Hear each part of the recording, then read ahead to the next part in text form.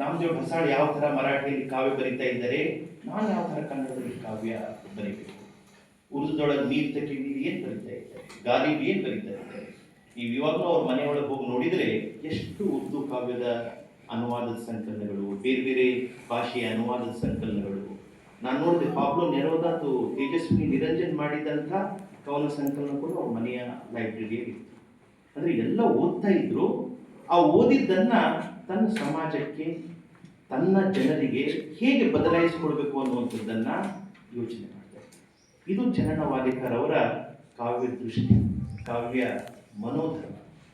ಆಮೇಲೆ ಅವರೆಷ್ಟು ಸೂಕ್ಷ್ಮ ಅಂತಂದ್ರೆ ನಾನು ಹಿಂದಿನ ಒಂದ್ಸಲ ನಾನು ಹೇಳಿದ್ದೀನಿ, ಈ ಯಾರಾದ್ರೂ ತೀರ್ಕೊಂಡಾಗ ಹಳ್ಳಿಯೊಳಗೆ ಅಳತಾ ಹಾಡ್ತಾರಲ್ಲ, ಆ ಧಾಟಿಗಳನ್ನು ಕೂಡ ಕಾವ್ಯಕ್ಕೆ ತಂದರು. ನೀ ಹೋದ ಮರುದಿನ ನಮ್ಮ ಬದುಕು ಹೆಂಗೋ ಬಾಬಾ ಸಾಹೇಬ, ನಿನ್ನ ಹಂಗ ಕಳಕಳಿಯ ಪಡುವವರು ಬರಲಿಲ್ಲ ಇನ್ನೂ ತನಕ ಒಬ್ಬ. ಇದು ಧಾಟಿ ಯಾವುದು ಅಂತಂದ್ರೆ ಹಳ್ಳಿಯೊಳಗೆ ತೀರ್ಕೊಂಡಾಗ ಹಾಡ್ತಾ ಇರ್ತಾರೆ ಆ ಧಾಟಿ. ಯಾಕಂದ್ರೆ ನಾನು ಅವ್ರ ಶಿಷ್ಯ, ಗೊತ್ತಿದೆ ಅವ್ರ ಹತ್ತಿರ, ಅವರಿಗೆ ಗೊತ್ತಿದೆ. ನಾನು ಪರ್ಸನಲ್ ಹೇಳಕ್ ಹೋಗಿ ಕಷ್ಟ ಆಗುತ್ತೆ. ಹೀಗೆ ಇಂಥ ಒಬ್ಬ ಕವಿ, ಅಂದ್ರೆ ಅದನ್ನು ಕೂಡ ಕಾವ್ಯ ಮಾಡಬಹುದು. ಅತ್ಯಂತ ದುಃಖದ ಗಳಿಗೆಗಳು, ಸಂಕಟದ ಗಳಿಗೆಗಳು ಕಾವ್ಯ ಮಾಡಬಹುದು ಅನ್ನುವಂಥದ್ದನ್ನ ಹೇಳ್ಕೊಟ್ಟಂಥ ಒಬ್ಬ ಕವಿ. ಆಮೇಲೆ ಅವ್ರ ಪಾಠಗಳು ಕೂಡ ಬಹಳ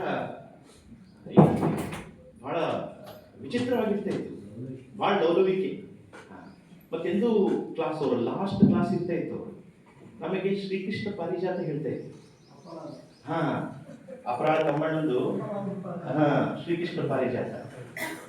ಅದರೊಳಗೆ ಯಾರು ಸ್ವಲ್ಪ ಮೊದಲನೇ ಸಾಲಿನೊಳಗೆ ಕೂತಿರ್ತಾ ಇದ್ರು ಅವ್ರು ಸ್ವಲ್ಪ ಕಷ್ಟ ಇತ್ತು. ಯಾಕಂದ್ರೆ ಆ ಪಾತ್ರಗಳನ್ನು ಅವರಿಗೆ ಹೋಲಿಸ್ಬಿಡ್ತಾ ಇದ್ರು. ವಿಸಾಜಿ ಎದ್ದು ಬಿಡು ಅಂತ ಇದ್ರು. ಸರ್ ನೀನು ಕೃಷ್ಣ, ನೀನು ಕೃಷ್ಣ, ನಾವು ಬೇಡ ಸರ್. ಆಮೇಲೆ ಸ್ವಲ್ಪ ಈ ಕಡೆ ಬರ್ತಾ ಇದ್ರು, ಹುಡುಗಿಯರು ಕೂತಿದ್ದಾರೆ. ನೀವಿಬ್ರು ಎದ್ದಿಂದ್ರ, ನೀನು ಸತ್ಯಭಾಮ, ನೀನು ರುಕ್ಮಿಣಿ, ನಿಮ್ಮ ಗಂಡ ಈ ಕೃಷ್ಣ.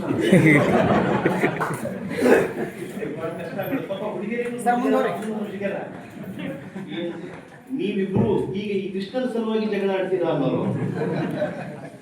ಪಾಠಗಳು ಎಷ್ಟು ಸಲ ಅದಕ್ಕೆ ನಮಗೆ ಅಪಾಯ, ಮೊದಲನೇ ಸಾಲಿನಲ್ಲಿ ಕೂಡ ಅಪಾಯ ಗೊತ್ತಾಯ್ತು. ಆಮೇಲೆ ನಾವು ಸ್ವಲ್ಪ ಕೊನೆ ಸಾಲಿನಲ್ಲಿ ಕೂಡಲಿಕ್ಕೆ ಶುರು ಮಾಡಿದ್ವಿ. ಬಹಳ ಒಂಥರ ಪ್ರೀತಿಯಿಂದ ಅದರೊಳಗೆ ಮುಳುಗೋಗಿ ಕೆಲವೊಂದ್ಸಲ ಅಳುತ್ತಾ, ಕೆಲವೊಂದ್ಸಲ ಹಾಡ್ತಾ, ಕೆಲವೊಂದ್ಸಲ ನೃತ್ಯ ಮಾಡ್ತಾ, ಕೆಲವೊಂದ್ಸಲ ಬಯಲಾಟದ ಹೆಜ್ಜೆ ಹಾಕ್ತಾ ಅನೇಕ ರೀತಿಯಿಂದ ಅವ್ರ ಪಾಠಗಳು ಹೇಳ್ತಾ ಇದ್ದರು. ಅದೇ ನನಗೆ ಅವರ ಒಟ್ಟಾರೆ ವ್ಯಕ್ತಿತ್ವ ನೋಡಿದ್ರೆ ಏನ್ ಅನಿಸ್ತಾ ಇದೆ ಅಂತಂದ್ರೆ, ಈ ನ್ಯೂ ಲೈಕ್ ಎ ಪೋಯಿಟ್ರಿ. ಅವರ ಬದುಕಿನ ಕ್ರಮವೇ ಕಾವ್ಯವಾಗಿತ್ತು. ಕಾವ್ಯವನ್ನು ಬರೀಲಿಲ್ಲ ಅವರು. ಬಹುಶಃ ನನಗನ್ನಿಸ್ತದೆ ಕಾವ್ಯನೇ ಅವರನ್ನು ಬರೆದು ಬಿಡ್ತು. ಹೇಗೆ ಕುವೆಂಪು ಹೇಳ್ತಾರಲ್ಲ, ಕುವೆಂಪು ರಾಮಾಯಣ ದರ್ಶನವನ್ನು ಸೂಚಿಸಲಿಲ್ಲ, ರಾಮಾಯಣ ದರ್ಶನವೇ ಕುವೆಂಪುವನ್ನು ಸೂಚಿಸಿತು ಅಂತ ಹೇಳಿ. ಅದೇ ರೀತಿ ವಾಲಿಕಾರ್ ಅವರನ್ನು ಸೂಚಿಸಲಿಲ್ಲ, ಕಾವ್ಯವೇ ವಾಲಿಕಾರ್ ಅವರನ್ನು ಸೂಚಿಸಿತು. ಇಲ್ಲದೆ ಇದ್ರೆ ಮನುಷ್ಯನಲ್ಲಿ ಅಷ್ಟು ಆಳದ ಮುಗ್ಧತೆ, ಒಂದು ನಿರಹಂಕಾರ, ನಿಸ್ವಾರ್ಥ, ಸರಳತೆ ಅದು ಅಷ್ಟು ಸುಲಭವಾಗಿ ಬರೋದಿಲ್ಲ. 24 hours he lived like a poet. ಹೀಗಾಗಿ ನಾವು ಯಾಕೆ ಸಿದ್ದಮ್ಮ